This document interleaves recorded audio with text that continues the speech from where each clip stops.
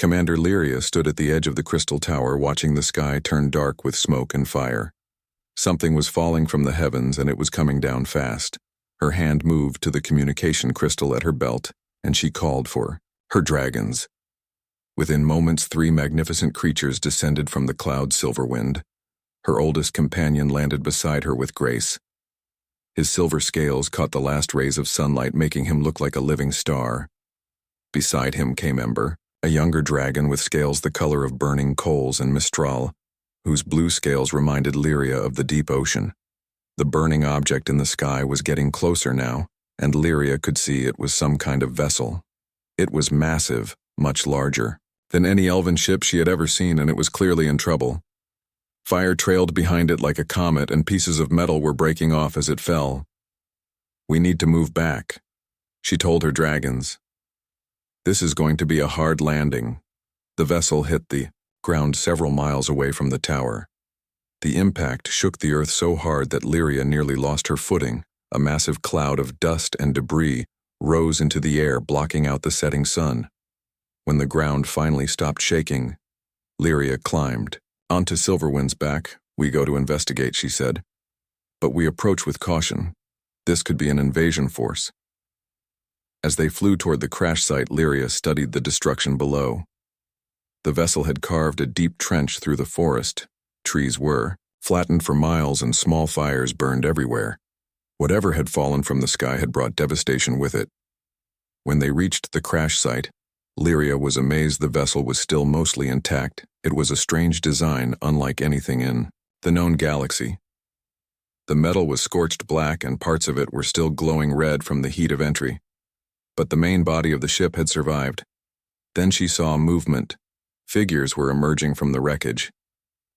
They were bipedal like elves, but their proportions were different, shorter and more heavily built. Their skin came in various shades of brown and pink. They wore uniforms that were torn and burned. These must be the crew Lyria directed Silverwind to land at a safe distance. She dismounted and her hand went to the plasma blade at her side. Her honor guard joined her moments later. 6 of her best warriors, all armed and ready. The leader of the strange beings approached slowly. He was tall for his species, with dark skin and short black hair. His uniform was dirty and torn, but he walked with confidence. Despite the crash, he was smiling. "Hello there," he called out in a language Lyria did not recognize.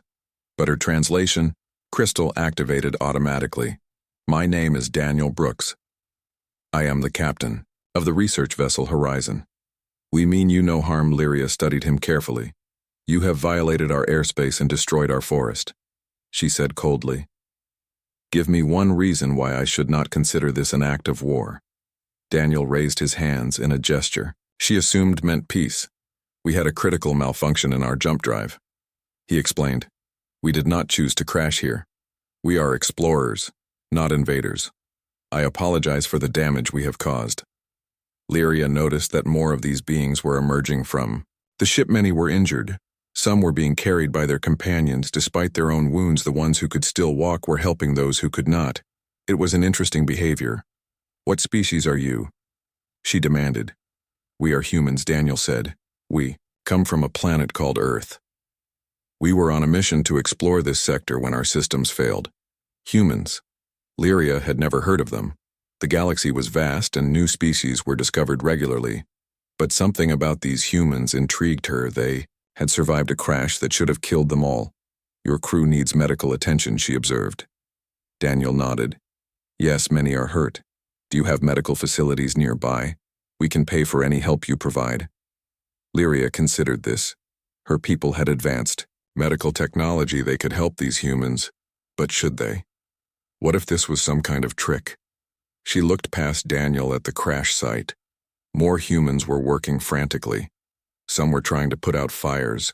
Others were setting up what looked like emergency shelters. Despite the disaster they had just survived, they were organized and purposeful. "Very well," she said finally. "We will provide medical assistance, but your people will be confined to this area.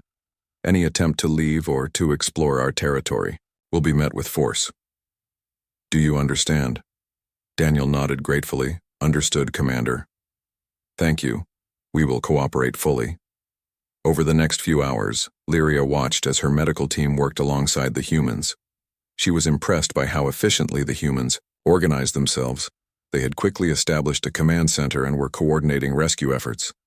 They worked without complaint, despite their obvious exhaustion and pain. One human in particular caught her attention. A woman with red hair and green eyes was moving through the wounded with incredible speed and skill. She was clearly some kind of healer. Her hands moved with practiced precision as she treated one injury after another. Lyria approached her. "You are a doctor," she said. The woman looked up and smiled despite the blood and dirt on her face. "Yes, I am. My name is Katie Walsh. I am the Chief Medical Officer of the Horizon. You have many wounded," Lyria observed. Katie nodded. "Yes, the crash was brutal, but we will survive. Humans are tough. We have been through worse." Lyria found this hard to believe. What could be worse than falling from the sky in a burning ship? As if reading her thoughts, Katie continued, "My grandfather survived a ship explosion in deep space. He drifted in an escape pod for 3 weeks before rescue came. My grandmother walked across a frozen wasteland for 2 months after her colony was destroyed. Survival is in our blood." This was fascinating. These humans had a history of enduring impossible situations. Lyria wanted to know more, but before she could ask another question, one of her warriors called out, "Commander, there is a problem." Lyria turned to see several humans arguing with her guards. One human, a young man with brown hair, was particularly agitated. He was pointing toward the forest and speaking rapidly. "What is happening here?" Lyria demanded. One of her guards stepped forward. "Commander, this human wants to enter the forest. We told him it is forbidden, but he refuses to listen."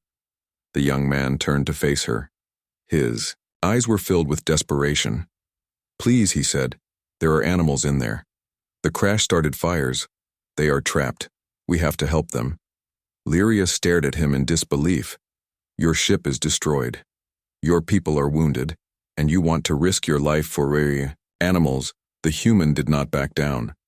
"Yes," he said simply. "They are innocent creatures. They do not deserve to die because of our mistake. If we do not help them, who will?" Lyria felt anger rising in her chest. This was foolishness. These humans had no sense of priority. She opened her mouth to refuse, but then she saw the look in the young man's eyes. It was not stupidity she saw there. It was something else, something she had not seen in a long time. It was genuine compassion, not for his own kind, but for creatures he had never met. Species that could offer him nothing in return. Against her better judgment, Lyria found herself saying, "Very well, I will send my dragons to rescue what animals we can, but you and your people will stay here." The young man looked disappointed, but nodded. "Thank you, Commander, that means everything." As Lyria walked away to give orders to her dragon riders, she felt confused. These humans were strange. They cared about things that most species would consider irrelevant. They showed compassion when logic demanded they focus on survival. What kind of species were they? And more importantly, what did their presence mean for her people? She would find out soon enough. The next morning, Lyria returned to the crash site, expecting to find the humans resting after their ordeal. Instead, she found them working harder than ever. Daniel and his crew had somehow organized the chaos of the previous day into something resembling order. They had set up proper medical tents using materials salvaged from their ship. The wounded were being cared for systematically. Others were sorting through debris looking for anything useful. But what shocked Lyria most was what she saw at the edge of the camp. A group of humans had created a separate shelter. Inside were dozens of animals that her dragons had rescued from the fires. The humans were treating them with the same care and attention they gave their own injured. She watched as Katie, the red-haired doctor, moved between a wounded human and an injured forest deer. The doctor showed no preference. She treated both with equal skill and compassion. This made no sense to Lyria. Resources were limited. Every bandage used on an animal was one less available for a human. Yet these strange beings seemed unconcerned. "Commander Lyria." She turned to find Daniel approaching. He looked tired, but his expression was warm. "Thank you for allowing us to help the animals," he said. "It means a great deal to my crew." Lyria crossed her arms. Your ship is barely functional, she said. Your people are exhausted. Why waste precious resources on creatures that cannot even thank you? Daniel tilted his head as if considering her question. Where I come from, Commander. We have a saying. The true measure of any society is how it treats its most vulnerable members. These animals are vulnerable. They were hurt because of us. That makes them our responsibility. Lyria felt frustration building, but they are just animals. They have no intelligence, no culture. They do not matter in the grand scheme of things. Daniel's expression shifted. The warmth faded, and something harder took its place. With respect, Commander, every life matters. Just because something cannot speak or reason, like we do, does not mean it does not feel pain, does not mean it does not deserve compassion. Before Lyria could respond, a commotion erupted near the medical tent. She heard shouting and the sound of something crashing. Both she and Daniel ran toward the noise. When they arrived, Lyria saw one of her own warriors, a young elf named Theron, arguing with Katie. The warrior looked angry. His face was flushed and his hand was on his weapon. This human refuses to treat me. Theron shouted when he saw Lyria. She says I must wait. I am a warrior of the Silver Guard. I should not have to wait behind these primitive animals. Katie stood her ground, despite being half Theron's size. I told you I will treat you when I finish with this patient, she said firmly. He was here first. Theron pointed at the examination table where a large wolf lay unconscious. That is not a patient, he spat. That is a beast. Katie's jaw tightened.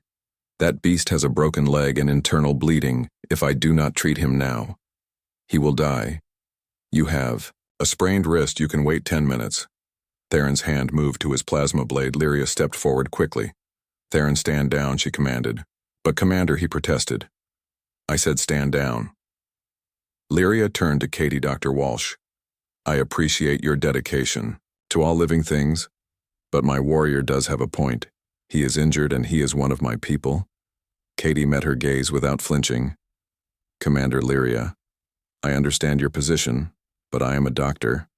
I took an oath to treat the most critical patients first, regardless of species, rank, or status. This wolf will die without immediate care.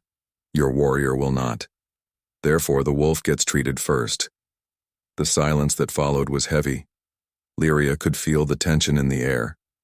Her warriors were watching. The humans were watching. This was a test. Not just for Katie, but for Lyria herself. Finally, Lyria nodded. Treat the wolf, Doctor. Walsh, she said quietly.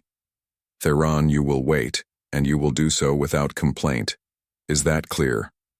Theron looked shocked. But Commander, is that clear? Lyria repeated, her voice hard as steel. Theron bowed his head. Yes, Commander. As Katie returned to treating the wolf, Lyria pulled Daniel aside. Your people have strange priorities, she said. Daniel smiled slightly. Maybe, but they are our priorities and we will not compromise them, not even to save our own lives. Lyria studied him carefully. You would really let your people suffer to help animals you have never met? Daniel nodded. If that is what justice requires, then yes, because if we abandon our principles, when things get hard, then we never really had principles at all. We just had conveniences. These words stayed with Lyria as she walked through the camp. She watched the humans working. They shared their food even though they had so little. They sang songs while they worked despite their exhaustion. They laughed and joked even as they treated their wounds. They were so different from her people. Elves were proud and ancient. They valued strength, honor, and tradition. Compassion was seen as weakness. Mercy was, for those who had the luxury of it. But these humans seemed to believe that compassion was not a luxury. It was a necessity. As the day wore on, Lyria found herself returning to the crash site again and again. She told herself it was to monitor the situation, ensure the humans were not a threat. But the truth was she was fascinated. She wanted to understand them. That evening she found Daniel sitting alone near a small fire. He was staring at the stars with a sad expression. May I join you, she asked. Daniel looked up and smiled. Of course, Commander. Please sit. Lyria settled beside him. The fire crackled between them. For a while. Neither spoke.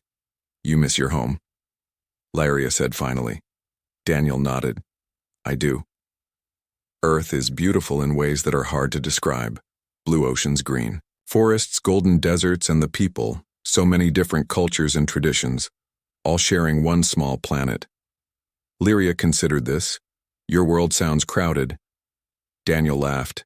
It is too crowded sometimes, but that is what makes us human. I think we learned long ago that we cannot survive alone. We need each other, so we learn to cooperate, to compromise, to find common ground. It was not always easy. We fought terrible wars, made horrible mistakes, but we kept trying. And eventually we figured out that our differences make us stronger, not weaker. Lyria felt something stir in her chest, an emotion she could not quite name. My people believe that strength comes from purity, she said quietly. We do not mix with other species. We keep to ourselves. We maintain our traditions. Daniel looked at her. Has that made you happy? The question caught Lyria off guard. No one had ever asked her that before. Happiness was not something her people discussed. They spoke of honor, duty, and glory. But happiness. She thought about her life, centuries of military service, decades of following orders without question, years of maintaining the same rigid traditions. Has it made you happy? Daniel asked again. His voice was gentle, not accusing. Lyria met his eyes. I do not know, she admitted. I have never really thought about it. Daniel smiled sadly. That is what I thought. Commander, can I tell you something? Please. My grandmother used to say that any civilization that stops asking questions is already dead. It might still be walking around, still going through the motions, but the part that matters, the spark that makes life worth living, is gone. Lyria felt those words settle into her, like stones, dropping into deep water. Is that what you think has happened to my people? I do not know, Daniel said honestly.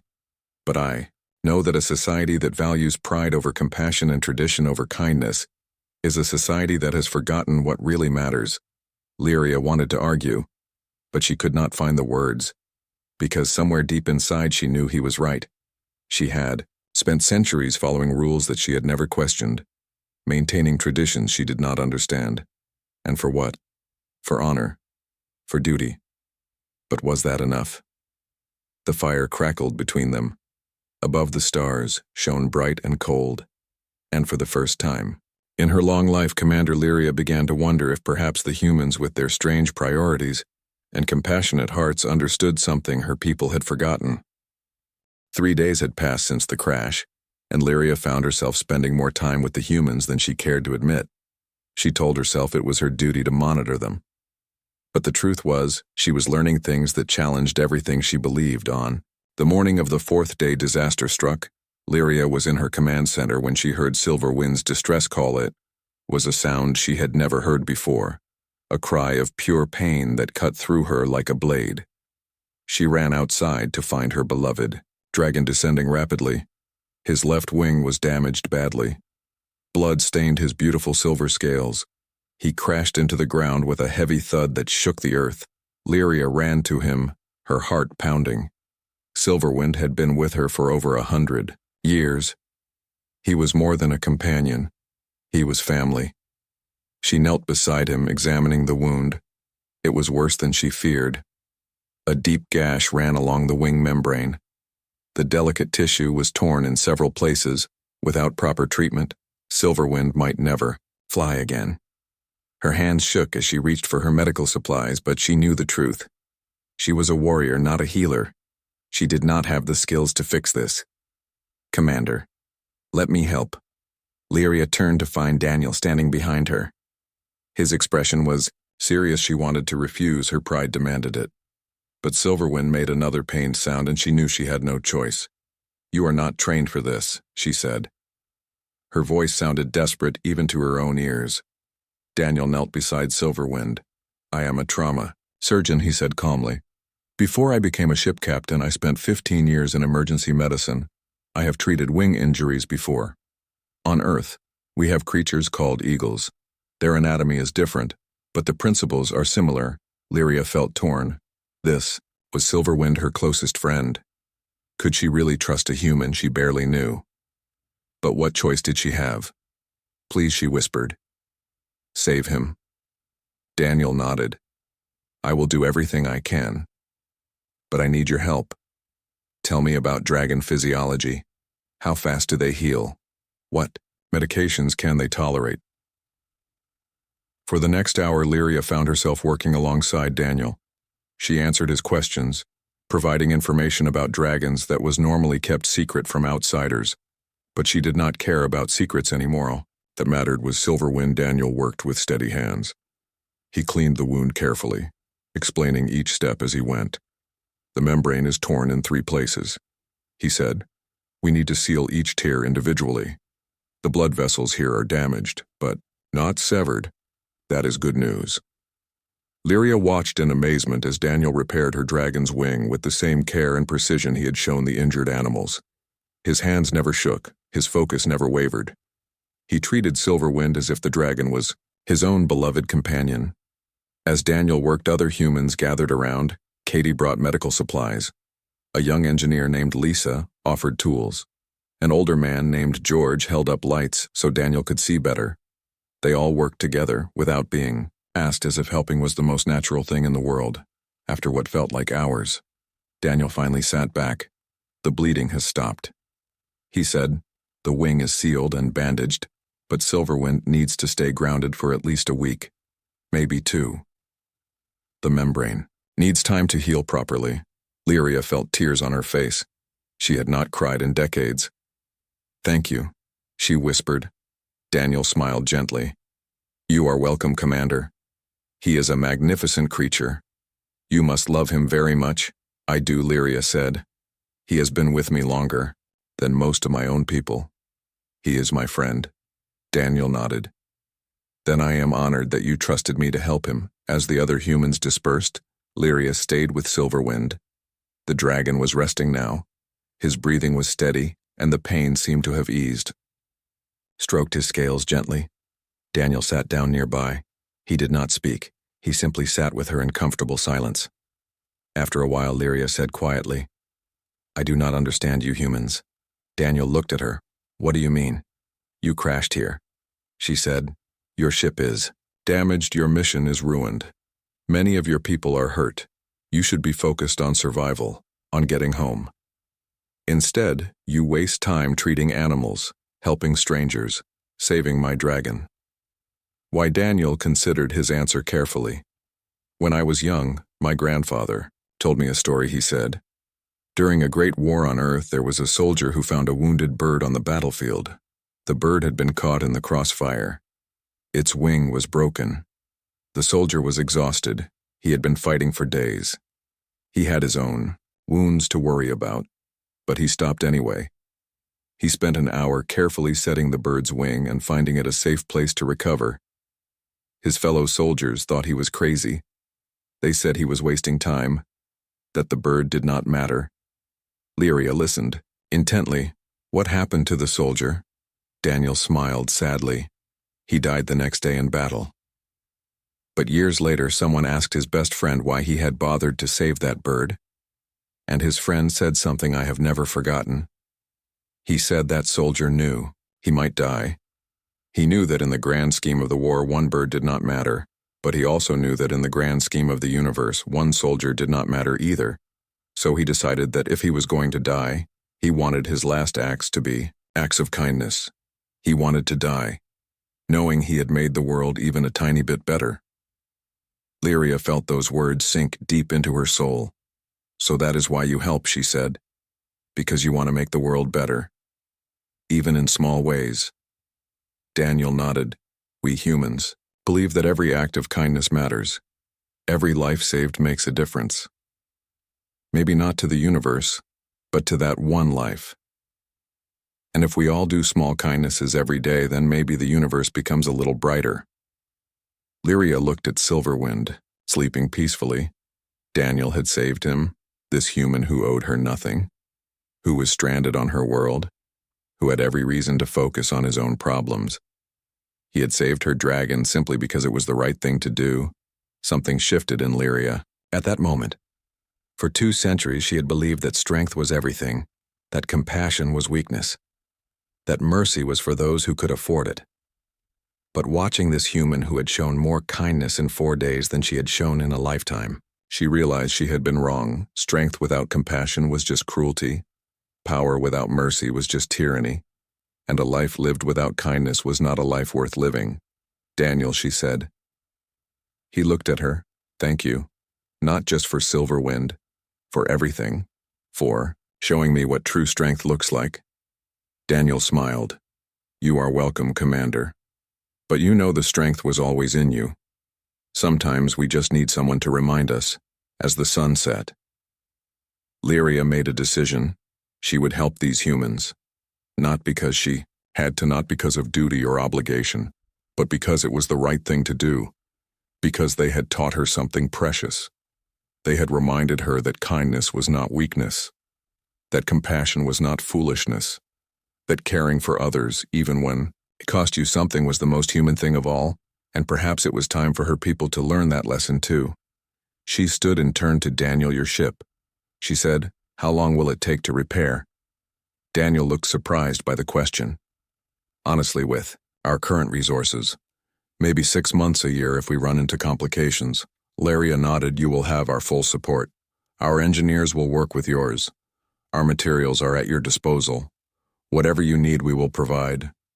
Daniel stood as well. His eyes were wide. "Commander, I do not know what to say." "Say you will teach my people what you have taught me." Lyria replied. "Say you will show them that there is another way to live. A better way." Daniel extended his hand. It was a human gesture. She had learned meant agreement. She took it. "I promise," he said. And for the first time in her long life, Lyria felt something she had forgotten existed. She felt hope. Over the following weeks, something remarkable happened. The crash site transformed from a scene of disaster into something that looked almost like a small village. Humans and elves worked side by side. At first, Lyria's warriors were reluctant. They did not trust the humans. But slowly attitudes began to change. It started with small things. A human engineer named Lisa showed an elven craftsman a new welding technique. An elven healer taught Katie about local medicinal plants. George, the older human mechanic, shared stories with young elven soldiers who gathered around his fire each evening. The barriers between the two species began to crumble. But not everyone was happy about these changes. Theron, the warrior who had demanded treatment over the injured, Wolf, grew more hostile with each passing day. He complained constantly about the humans. He refused to work with them. He spoke openly about how they were corrupting elven traditions. Lyria tried to ignore him, but she knew trouble was brewing. It came to ahead 2 weeks after Silverwind's injury. Lyria was inspecting the repair work on the human ship when she heard shouting. She ran toward the sound and found Theron confronting Daniel. The two were face to face. Theron's hand was on his weapon. "You humans think you are so superior," Theron was saying. His voice was loud and angry.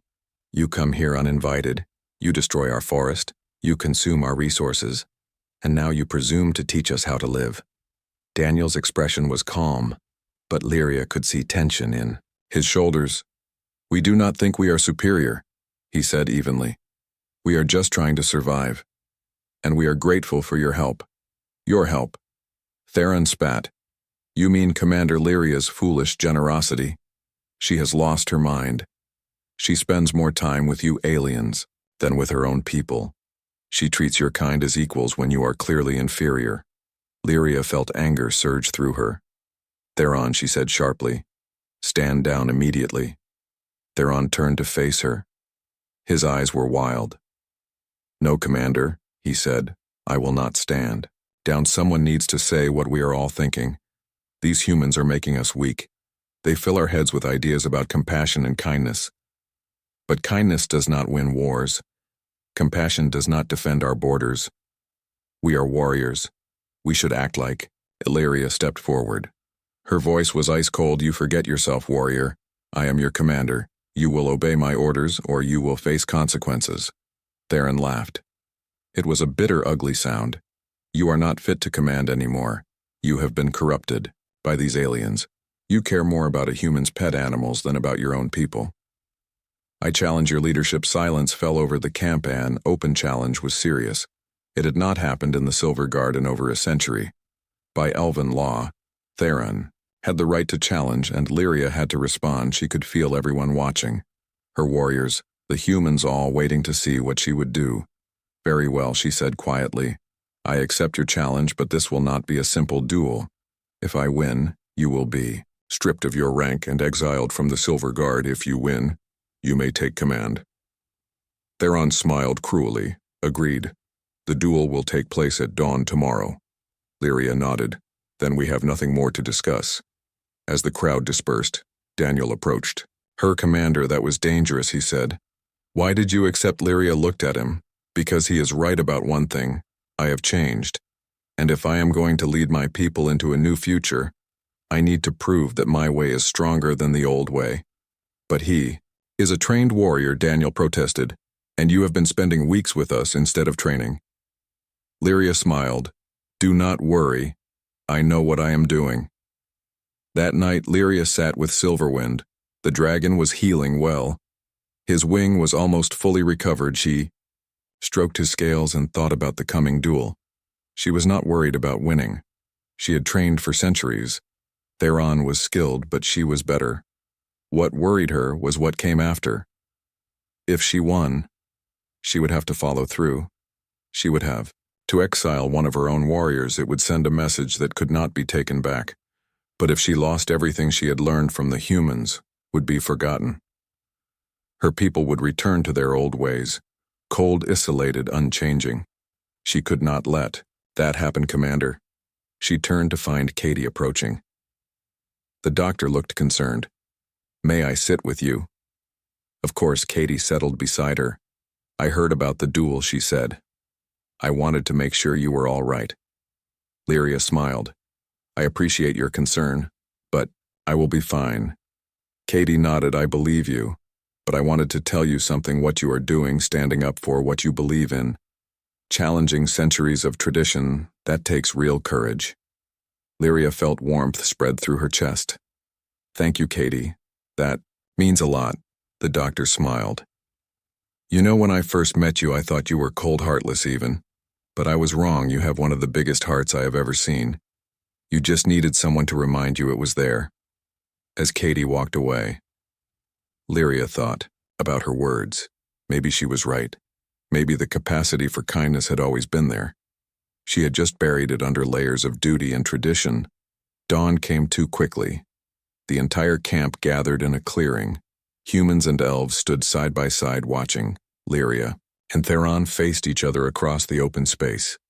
Both wore light armor. Both carried plasma blades. The rules were simple. First blood or surrender. No killing unless absolutely necessary. Are you ready, Commander? Theron asked. His voice was mocking. Lyria nodded. I am. Let us begin. They circled each other slowly. Theron attacked first. His blade flashed in the morning light. Lyria blocked easily. She could read his movements. He was angry, and anger made him sloppy. They exchanged blows. Theron was strong, but predictable. Lyria waited for her opening. It came when Theron overextended on a thrust. Lyria sidestepped and brought her blade down in a controlled arc. It sliced through his uniform and left a thin red line across his chest. First blood. The duel was over. Theron stumbled back. His eyes were wide with shock. He had not expected to lose so quickly. Lyria deactivated her blade. Theron, she said, you fought with honor, but you fought with anger. Anger makes us weak. It blinds us to possibilities. Clouds our judgment. The humans have not made me weak. They have made me stronger. They have shown me that true strength is not about how hard you can hit. It is about how much you can care, how far you will go to protect those who cannot protect themselves.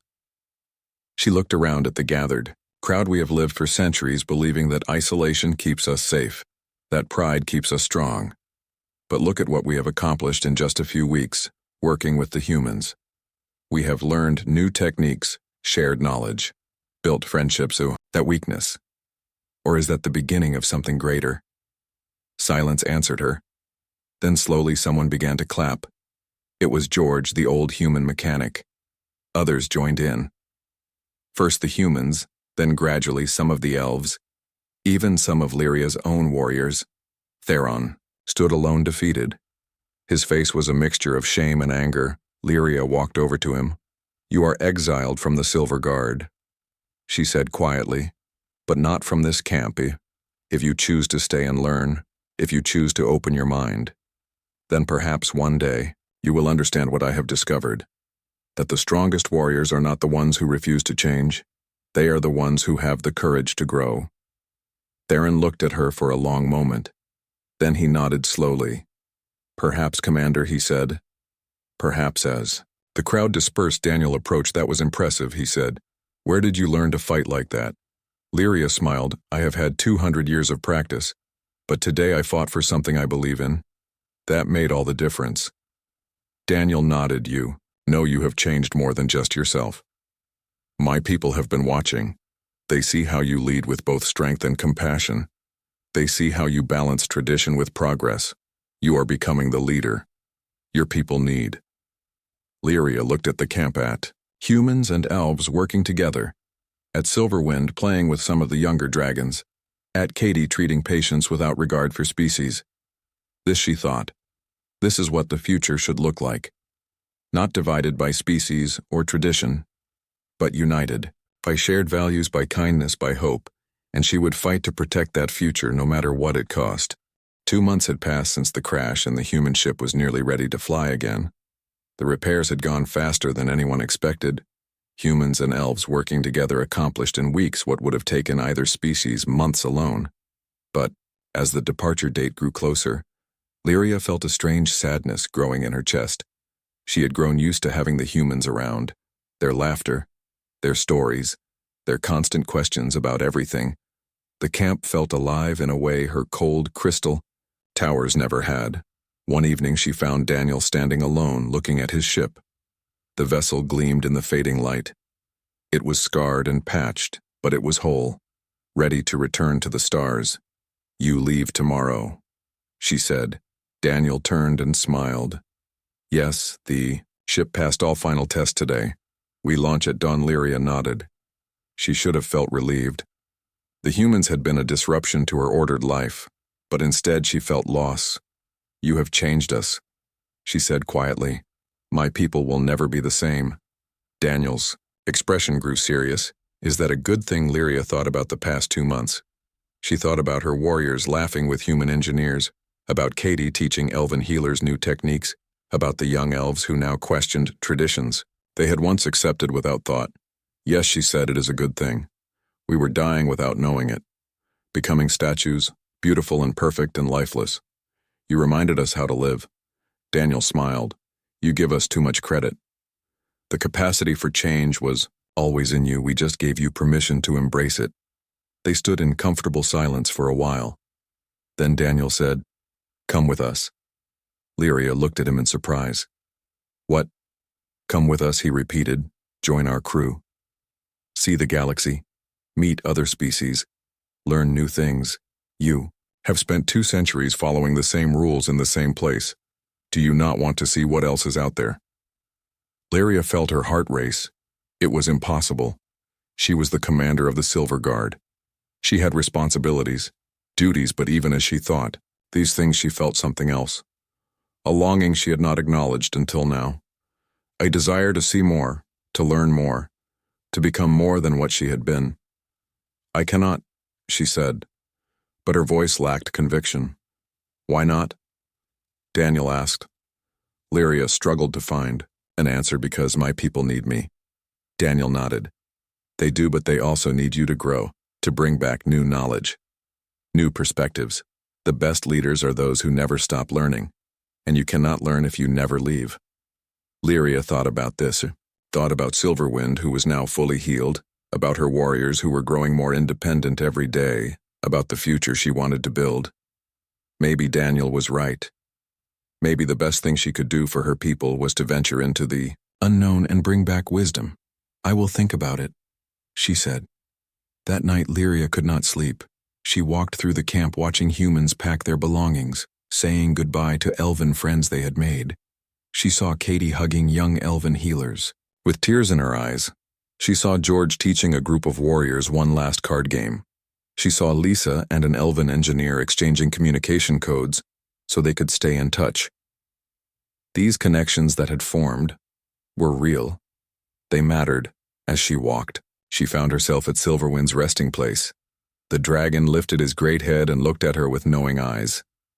"I am thinking about leaving," she told him. "Just for a while, to learn from the humans, to see the galaxy." "What do you think Silverwind made?" A low rumbling sound. It was the sound he made when he approved of something. Lyria smiled. "You always did like adventures." The next morning, the entire camp gathered to watch the human ship depart.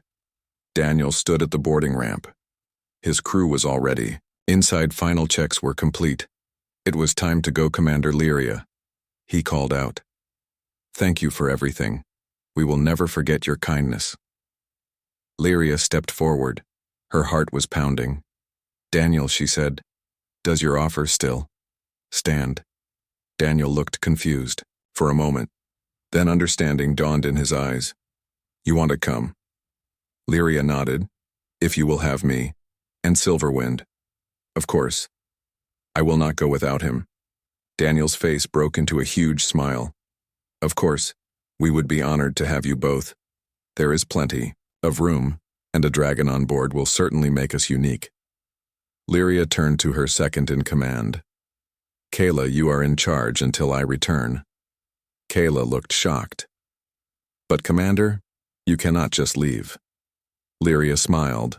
"I can, and I am. You are ready to lead. Trust yourself, and trust what the humans have taught us. Compassion is not weakness. Change is not betrayal, and learning from others is not defeat." Kayla looked uncertain, but she nodded. "How long will you be gone?" "I do not know." Lyria admitted. "A year. Maybe. Perhaps longer. But I will return, and when I do, I will bring back knowledge that will help our people thrive." She turned back to the assembled crowd. "To all of you," she said, "both human and elf, what we have built here is precious. Do not let it fade when the ship leaves. Keep learning from each other. Keep questioning old ways. Keep growing. That is my command and my hope." There were tears in many eyes. Even some of her warriors looked emotional. Lyria climbed onto Silverwind's back. The dragon spread his healed wings. They were strong, again, ready to fly together. They rose into the air and entered the human ship through the large cargo bay. Inside, humans rushed to make space for the dragon. They brought water and food. They spoke to Silverwind in gentle voices. The dragon settled comfortably. He seemed to enjoy the attention. Lyria made her way to the bridge. Daniel was already there, preparing for launch. He looked up when she entered, ready for an adventure. Commander Lyria smiled. "I think I stopped being just a commander the moment I decided to leave. Call me Lyria." Daniel grinned. "All right, Lyria. Welcome to the crew of the Horizon." The ship lifted off smoothly. Through the viewport, Lyria watched her world grow smaller. She saw the crystal towers where she had spent centuries, the forests that had been her home, the warriors and dragons that had been her family. Part of her wanted to turn back, to return to the familiar, but a larger part was excited. For the first time in her long life, she was choosing uncertainty over security, growth over stagnation. She was choosing to be brave in a new way. Katie appeared beside her. "Nervous?" she asked. Terrified, Lyria admitted, but also excited. "I have spent 200 years knowing exactly what each day would bring. Now I have no idea what tomorrow holds." Katie smiled. "That is the best part. Life is not meant to be predictable. It is meant to be lived." As the ship entered the upper atmosphere, Lyria looked around the bridge, at the humans working at their stations, at the stars beyond the viewport, at the vast unknown stretching out before her. She thought about everything that had happened since the crash, how these strange beings from a distant world had changed her, had reminded her that there was more to life than duty and tradition. They had shown her that kindness was strength, That compassion was courage, that opening your heart was the bravest thing anyone could do. And now she was going to learn more, see more, become more. The ship broke free of the planet's gravity. They were in space now. Free. Daniel turned to her. Where should we go first? Lyria thought for a moment. Then she smiled. Surprise me. Show me something I have never seen before. Show me something that will challenge everything. I think I know. Daniel laughed. I think we can manage that. There is a planet, 3 systems, a way where the inhabitants communicate through color, and another where the gravity is so low that everyone floats. And Earth. You have to see Earth, our home world. Lyria felt a thrill of anticipation. All of it, she said. I want to see all of it. As the ship jumped into faster-than-light travel, the stars stretched into lines of light. Lyria stood on the bridge of a human vessel, with a dragon sleeping in the cargo bay, heading toward adventures she could not imagine. And for the first time in 2 centuries, she felt truly alive. She thought about her people back home. They would be fine. Kayla was a good leader, and the seeds of change had been planted. They would grow slowly, but surely. And when Lyria returned, she would bring back more seeds, more ideas, more hope. The galaxy was vast and full of wonders, and she was going to explore it all, not as a commander bound by duty, but as Lyria, free to learn, free to grow, free to become whoever she was meant to be. Silverwind stirred in the cargo bay. She could feel his contentment through their bond. He was excited too, ready for whatever came next. Lyria smiled. The future was uncertain. It was scary, but it was also full of possibility. And that she thought, that was the most human thing of all, to face the unknown with hope, to embrace change with courage, to believe that tomorrow could be better than today. She had learned that from Daniel and his crew, from Katie with her endless compassion, from George with his warm stories, from Lisa with her curious mind, from all the humans who had crashed into her world and turned it upside down. They had given her a gift, the gift of possibility, and she would carry that gift with her always, as the ship raced through the stars. Lyria made a silent promise. She would explore the galaxy, learn everything she could, and then she would return home. She would share what she had learned, help her people grow and change, build bridges between species. Because that was what the universe needed. Not more warriors standing alone, but more friends standing together. That was the future she wanted to create, and with humans and elves and dragons working side by side, she knew they could make it real. The journey was just beginning, and Lyria could not wait to see where it led.